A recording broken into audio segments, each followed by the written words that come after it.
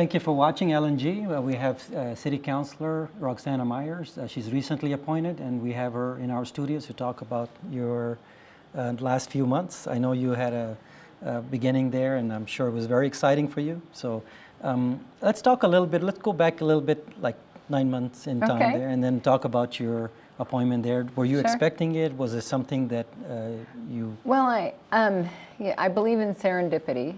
So when Councilor Debbie O'Malley had resigned, you know, I thought if there was ever a time that I was really going to do this, it's probably now.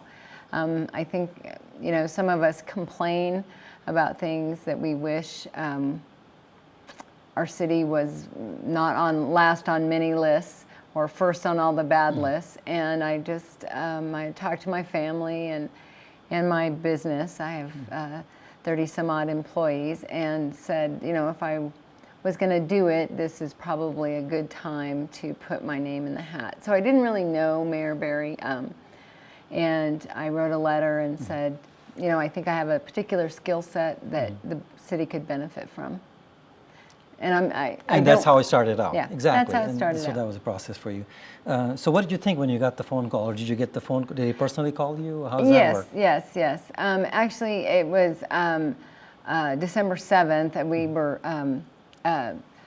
My mother had just passed, and so we were at the service. But she would have been very proud, so it was actually very appropriate. So then I came down from Santa Fe to you know. So it was totally unexpected when you got the phone call at that point, right? Because it was unexpected on that day, and you know, he had said that he had several people that he was considering. I see, because I'm sure he had a list there. And oh, stuff, sure. And there's a lot of people there, and I'm sure when you took your oath and you walked in there, that must have been pretty exciting walking in there. Well, you know, it's I think for people that own their own business, and you know, everyday life is not in politics. I think all of it is very different.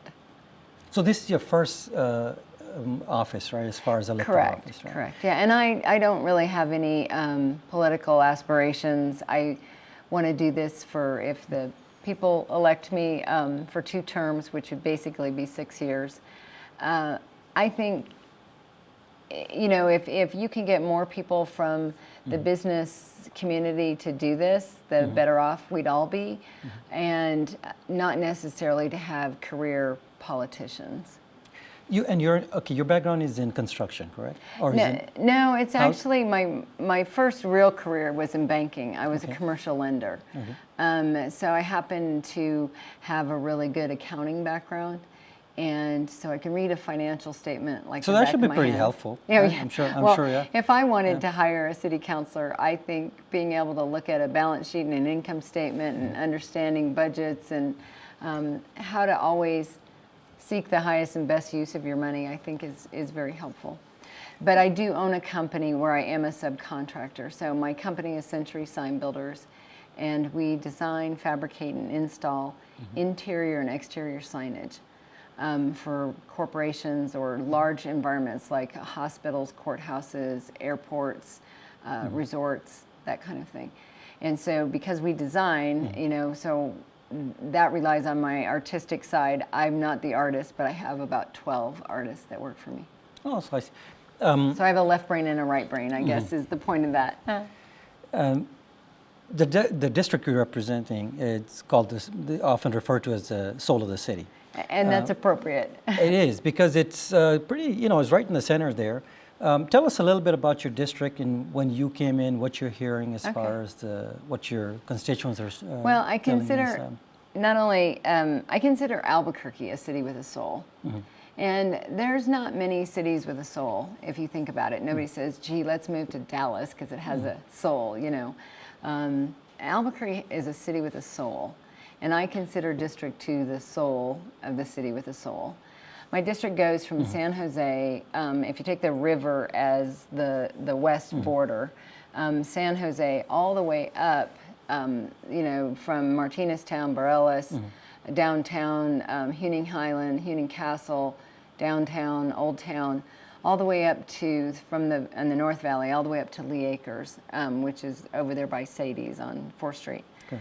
And so I think we have all the best restaurants, all the best museums, all the cultural assets that the city has are really focused here in District 2. In that District 2. The zoo, the biopark. What are you hearing as far as Old Town area and stuff? Are you feeling like?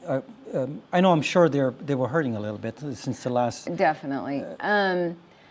Old Town's definitely struggled through this recession, and I have some ideas to really bring up the vibe, and I think I've talked to several people about it, whether we start to do maybe old movies down there and bring them down to the square. They're trying to do different festivals They and are. stuff, right? They are. Festival. There was a festival going on just a little while ago.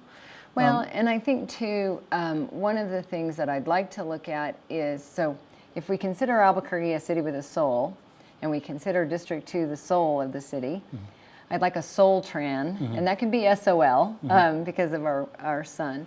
But it would be great if we had some kind of transit system, and I'm thinking maybe a trolley, something that's not, that's more friendly looking, that goes through the soul of the city. So it would take you from the museums through Old Town, and then maybe onto the biopark, and then I'd like to see don't they have something like that currently? Well, running? Albuquerque Trolley has tours that they do, but it's not funded by the city by any means. So it's similar, if you've seen, I know they have one in Scottsdale, where really Old Town there was dying.